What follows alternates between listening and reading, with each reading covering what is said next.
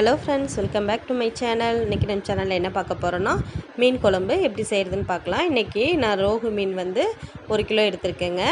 நல்லா கழுவி சுத்தம் பண்ணி எடுத்து வச்சுருக்கேன்.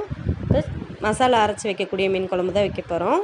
சின்ன வெங்காயம் ஒரு சின்ன கப்பில் 1 கப் அளவு உரித்து வச்சுருக்கேன். 3 தக்காளி, ஒரு 1/4 கப் அளவு தேங்காய், ஒரு கட்டி பூண்டு, கொஞ்சம் புளி ஊற வச்சுருக்கேன். இப்போ வாங்க எப்படி செய்கிறதுன்னு பார்க்கலாம். ஃபஸ்ட்டு மீன் குழம்புக்கு மசாலாலாம் வறுத்துக்கலாம். அடுப்பில் ஒரு பேன் வச்சு தேவையான அளவு எண்ணெய் சேர்த்துக்கலாம். எண்ணெய் ஹீட் ஆனதும் நம்ம உரித்து வச்சுருக்கிற சின்ன வெங்காயம் பூண்டும் சேர்த்துக்கலாம். கூடவே கொஞ்சம் கருவேப்பிலை சேர்த்துக்கலாம். சேர்த்துட்டு நல்லா மிக்ஸ் பண்ணி விட்டுட்டு எடுத்து வச்சுருக்கிற தக்காளியை 2-3 கட் பண்ணி சேர்த்து நல்லா வதக்கி விட்டுறலாம். இப்போ தக்காளி ஓரளவுக்கு வதங்கிருச்சுங்க.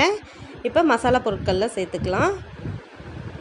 மசாலா பொருட்கள் வந்து 2 டேபிள் ஸ்பூன் மிளகாய்த்தூள் சேர்த்துருக்கேன், 3 டேபிள் ஸ்பூன் மல்லித்தூள் சேர்த்துருக்கேன், கூடவே 1/4 டீஸ்பூன் மஞ்சத்தூள். இப்போ எடுத்து கட் பண்ணி வச்சுருக்கிற தேங்காயும் சேர்த்துக்கலாம்.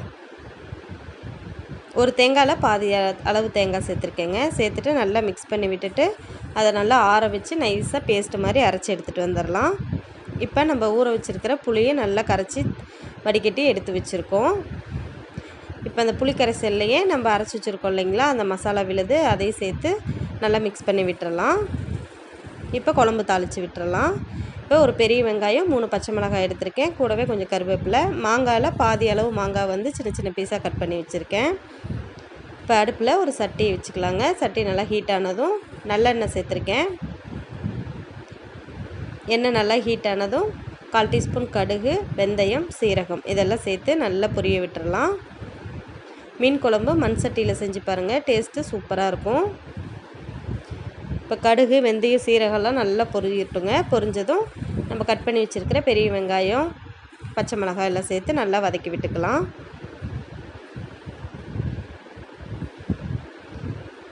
வெங்காயம் நல்லா வதங்கினதும் நம்ம புளிக்கரைசலோட மசாலாலாம் சேர்த்துருக்கோம் இல்லைங்களா, அந்த புளிக்கரைசலையும் சேர்த்து நல்லா ஒரு 20 நிமிஷம் நல்லா கொதிக்க விட்டுறலாம், அந்த பச்சை வாசனைலாம் போகிற அளவுக்கு.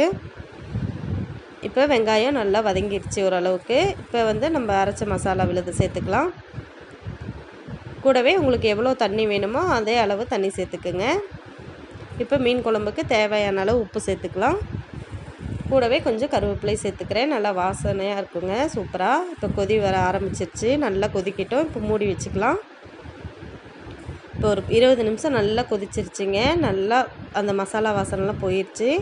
இந்த ஸ்டேஜில் நம்ம சுத்தம் பண்ணி வச்சுருக்கிற மீனை சேர்த்துக்கலாம். மீன் சேர்த்துட்டு அடுப்பை லோ ஃப்ளேம்லேயே வச்சு இன்னொரு 5 நிமிஷம் நம்ம கொதிக்க வச்சிடலாம். ரொம்ப கொதிக்கணும்னு அவசியம் இல்லைங்க. இந்த மண் சட்டி ஹீட்லேயே அடுப்பு ஆஃப் பண்ணாலும் நல்லா கொதிச்சிட்டு தான் இருக்கும். இப்போ மீனில் இருக்கிற நம்ம தலை இதெல்லாம் எல்லாமே நான் மீன் குழம்புல சேர்த்துக்கிறேங்க.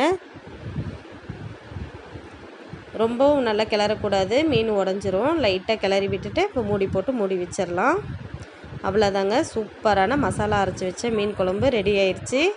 இதே மாதிரி நீங்களும் உங்கள் வீட்டில் மீன் குழம்பு செஞ்சு பார்த்துட்டு எப்படி இருக்குன்னு மறக்காமல் கமெண்ட் பண்ணுங்கள். இந்த வீடியோ பிடிச்சிருந்தால் லைக் பண்ணுங்கள், ஷேர் பண்ணுங்கள். மறக்காமல் நம்ம சேனல் ஸ்பைசி கிச்சன் ப்ளஸ்க்கு சப்ஸ்கிரைப் பண்ணுங்கள்.